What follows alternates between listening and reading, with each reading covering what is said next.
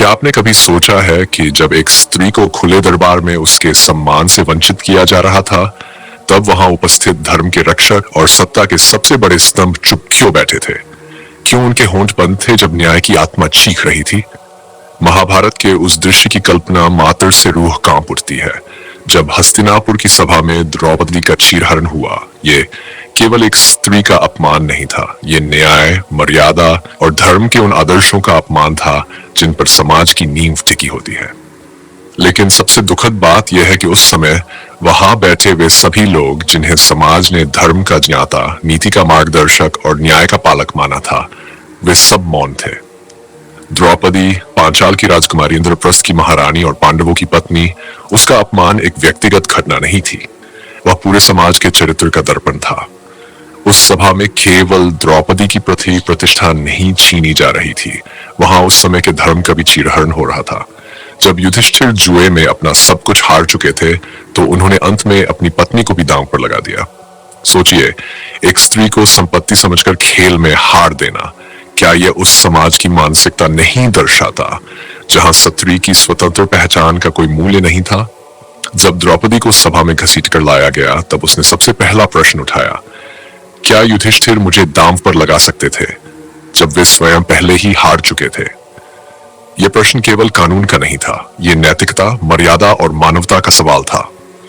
लेकिन क्या इस प्रश्न का कोई उत्तर दिया गया? नहीं। सभा में उपस्थित भीष्म, द्रोणाचार्य, कृपाचार्य जैसे बुजुर्ग और बौद्धिक स्तंभ मौन थे।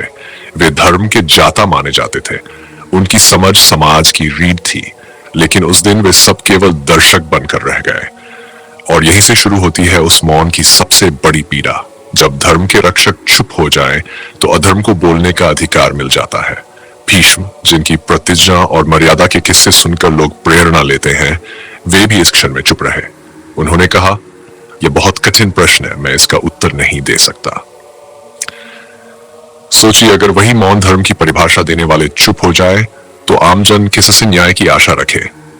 द्रोण, जो शस्त्र और नीति के गुरु माने जाते थे, उन्होंने भी कुछ नहीं कहा।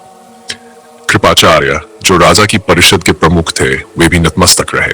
और सबसे दुखद दृश्य तब था जब धर्मराज कहे जाने वाले युधिष्ठिर भी सिर झुकाकर बैठे रहे। एक स्त्री जो अपमानित हो रही थी, वह अकेली खड़ी थी, वह रो नहीं रही थी, वह लड़ रही थी। उसने सभा में उपस्थित प्रत्येक व्यक्ति को उनकी अंतरात्मा की आवाज से परिचित कराया। उसने पूछा, सभा में बैठे हुए धर्माधिकारी, क्या सबने अपनी आत्मा को मार दिया है? क्या स्त्री की मर्यादा केवल एक पुरुष की वस्तु बनकर रह गई है? उसकी पुकार, उसका साहस और उसका प्रतिरोध, ये सब एक युग के लिए उदाहरण बन गए। लेकिन उस समय वहां किसी ने उसे नहीं रोका, किसी ने उसे सहारा नहीं दिया। दुर्योधन ने द्रौपदी को भरी सभा में अपने जंघा पर बैठने का प्रस्ताव दिया। दुशासन ने उसकी साड़ी खींची और वहां बैठे सभी योद्धा, सभी नीति निपुण पुरुष मौन रहे। कहा जाता है कि जब सत्ता अन्याय करती है तो वह अधर्मी बनती है, लेकिन जब धर्म के जानकार अन्याय के सामने चुप रहते हैं, तब धर्म ही खत्म हो जाता है। द्रौपदी का चीरहरण इसी बात का प्रतीक है। अब सवाल ये उठता है, ये मौन क्यों था?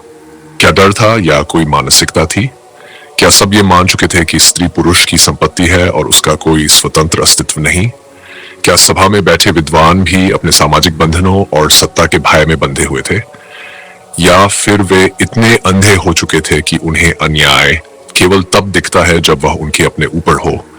इस घटना ने यह सिद्ध कर दिया कि समाज चाहे जितना भी सभ्य हो जाए, अगर वह स्त्री की गरिमा की रक्षा नहीं कर सकता, तो वह समाज केवल पुतले हैं जिनमें आत्मा नहीं, केवल मौन होता है। द्रौपदी ने उस दिन केवल अपनी प्रतिष्ठा नहीं बचाई, बल्कि पूरे युग को यह दिखाया कि जब सब चुप हो जाते हैं, तब एक स्त्री अकेली भी खड़ी हो सकती है और अन्याय को ललकार सकती है। वह श्री कृष्ण से प्रार्थना करती है, हे माधव, यह सभा तो मृतप्राय हो चुकी है, अब आप ही मुझे न्याय दिला सकते हैं। और तब कृष्ण उसकी लाज की रक्षा करते हैं। लेकिन यह भी एक संकेत है, जब मनुष्य धर्म के लिए खड़ा होना बंद कर दे, तब ईश्वर को स्वयं आना पड़ता है। यह घटना हमें यह भी सिखाती है कि सच्चा धर्म केवल पुस्तकों में नहीं होता, वह आचरण में होता है। और जब धर्म के रखवाले ही असल भयभीत या मौन हो जाएं, तब समाज की आत्मा मरने लगती है। आज के समय में भी हम कई बार ऐसे दृश्य देखते हैं जब किसी स्त्री के साथ अन्याय होता है और समाज चुप रहता है। लोग वीडियो बनाते हैं, देखते हैं, ताली बजाते हैं या चुपचाप मुंह फेर लेते हैं।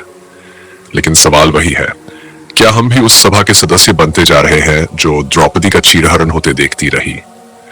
द्रौपदी का प्रश्न आज भी जीवित है, सभा में बैठे हुए धर्माधिकारी चुप क्यों थे? यह प्रश्न केवल महाभारत का नहीं, यह आज की हर गली, हर संसद, हर न्यायालय और हर परिवार के भीतर गूंजता है। हम सभी को यह तय करना होगा, हम उस सभा के मौन दर्शक बनेंगे या द्रौपदी की आवाज को अपनी आवाज बनाएंगे। अब मैं आपसे एक सवाल पूछता हूं, क्या आप सोचते हैं कि अगर उस सभा में कोई एक भी धर्माधिकारी बोलता तो इतिहास कुछ और होता? अपनी राय नीचे कमेंट में जरूर बताएं और बताएं आज के समय में हम द्रौपदी की आवाज के साथ हैं या उस सभा के मौन का हिस्सा।